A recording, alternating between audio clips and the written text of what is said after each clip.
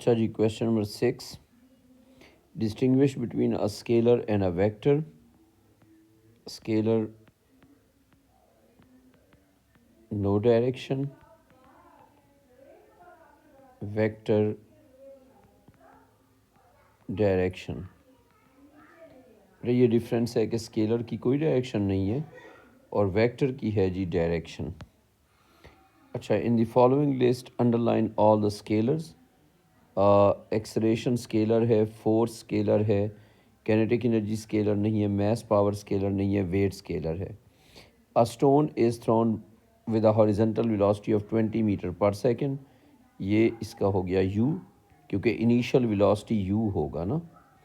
अच्छा, from the top of a cliff 15 metre high, the path of stone is shown in figure 1.1. ठीक है जी. Air resistance is negligible for this stone. Calculate the time it takes to fall 15 metre height. तो 15 metre height fall करने में उसको time कितना लगेगा. अच्छा, अब क्योंकि 15 मीटर वर्टिकल हाइट है तो ये तो ऑब्वियस है कि हमने इस पार्ट में वर्टिकली सॉल्व करना है. तो सी का first part, time taken to fall through a vertical height of 15 metres, time to be calculated. Vertical height -15, minus क्यू, क्योंकि मूविंग डाउनवर्ड्स, तो हम डाउनवर्ड्स डिस्प्लेसमेंट को ले रहे हैं नेगेटिव. ठीक है. तो एक्सलेरेशन भी जो वर्टिकल है वो एक्सलेरेशन ड्यू टू ग्रेविटी है और डाउनवर्ड्स है, तो वो भी होगा -9.81 मीटर पर सेकंड स्क्वायर. अच्छा, क्योंकि उसको हॉरिजॉन्टली फायर किया है, बुलेट है ना. अच्छा, स्टोन है, क्योंकि स्टोन हॉरिजॉन्टली जो है थ्रो किया गया है तो उसकी इनिशियल वेलोसिटी हॉरिजॉन्टल है. तो इनिशियल वेलोसिटी का जो वर्टिकल कंपोनेंट है, जब इनिशियल वेलोसिटी हॉरिजॉन्टल होगी तो उसका वर्टिकल कंपोनेंट ज़ीरो होगा. प्रॉब्लम सॉल्व करने के लिए हमें तीन चीज़ें चाहिए. 3 things are needed, 3 things are there. So equation to be used is S vertical is U vertical into T plus half into A vertical into T square. तो ये हमारे पास बन जाएगा S vertical की जगह -15, U vertical की जगह 0, half times A vertical की जगह -9.81 और साथ आ जाएगा T का स्क्वायर. अब हमने इसको T के लिए करना है सॉल्व. तो T square equals to -15 into 2 and divided by -9.81. तो T का हमारे पास आंसर आ जाएगा 15 into 2 divided by 9.81. ओवरऑल इसका हो जाएगा अंडर रूट. तो ये इसका आंसर बनेगा अगर हम यूज़ करते हैं कैलकुलेटर. तो ये रहा जी कैलकुलेटर. तो ये बन जाएगा जी हमारे पास अंडर रूट ऑफ 30/9.81, जो कि हो जाएगा 1.7487. टाइम हमारे पास आ रहा है जी 1.7487 और ये सेकंड्स.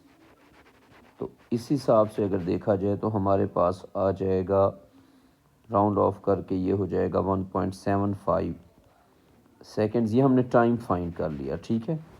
अब अगले पार्ट में अगर हम जाते हैं तो calculate the magnitude of the resultant velocity after falling 15 metres, यानी कि हमें नेट वेलोसिटी चाहिए.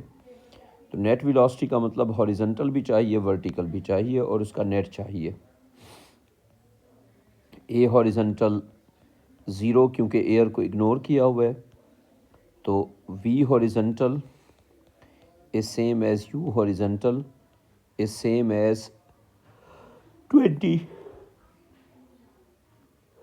So even at the time of hitting, horizontal velocity is same क्योंकि horizontally we have no acceleration. तो v horizontal तो हो गया 20. v vertical हमने find out करना है.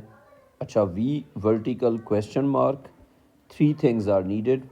We have u vertical, we have s vertical and we have a vertical. तो u vertical 0 क्योंकि अगर इनिशियल वेलोसिटी हॉरिजॉन्टल होगी तो उसका वर्टिकल कंपोनेंट 0 होगा. एस वर्टिकल क्योंकि डाउनवर्ड्स है तो -15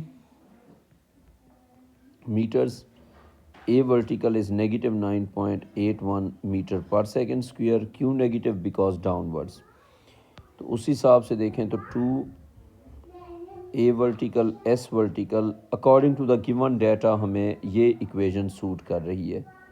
तो वी वर्टिकल का स्क्वायर माइनस यू वर्टिकल का स्क्वायर, तो यह आ जाएगा 2 टाइम्स -9.81 और एस वर्टिकल की जगह आ जाएगा -15 और ये हो जाएगा हमारे पास वी वर्टिकल का स्क्वायर माइनस ज़ीरो का स्क्वायर।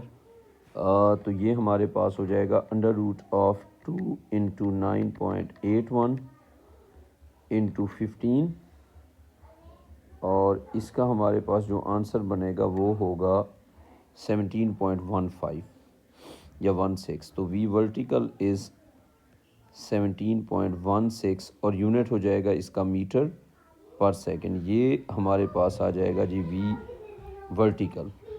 अच्छा, अब हमारे पास वी हॉरिजेंटल भी आ गया, वी वर्टिकल भी आ गया, ठीक है।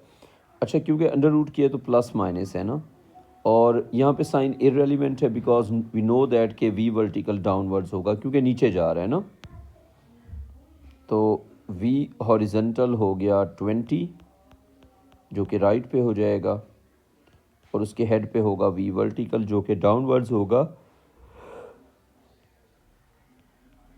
और इसकी वैल्यू है 17.16 मीटर पर सेकेंड। अब अगर हमने वी निकालना है तो रिजल्टेंट वेलोसिटी वी हो गई, वी इज़ इक्वल टू 20 का होल स्क्वायर प्लस 17.16 का होल स्क्वायर और ओवरऑल इसका हो जाएगा अंडर रूट। तो ये बन जाएगा √20 का स्क्वायर प्लस 17.16 का स्क्वायर। तो बेटा इसका आंसर आ जाएगा 26.35।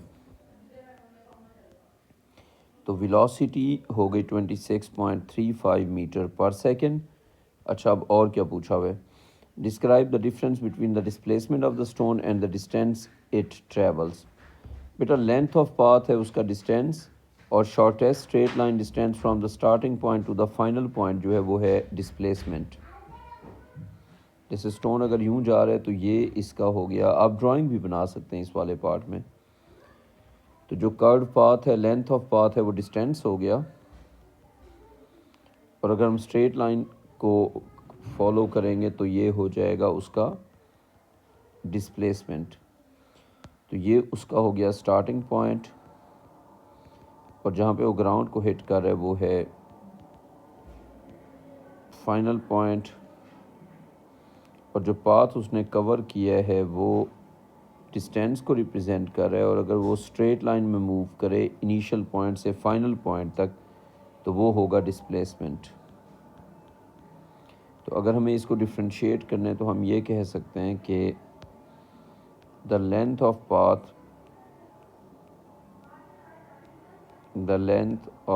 Curve path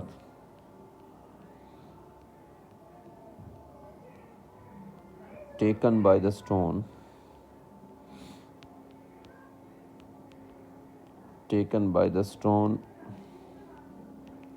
is the distance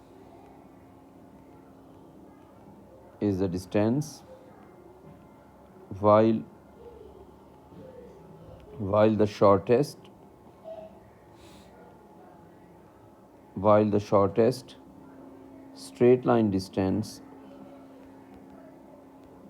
the shortest straight line distance from starting point to final point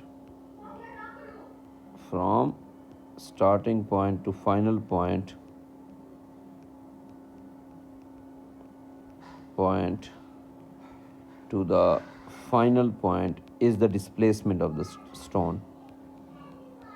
Final point is the displacement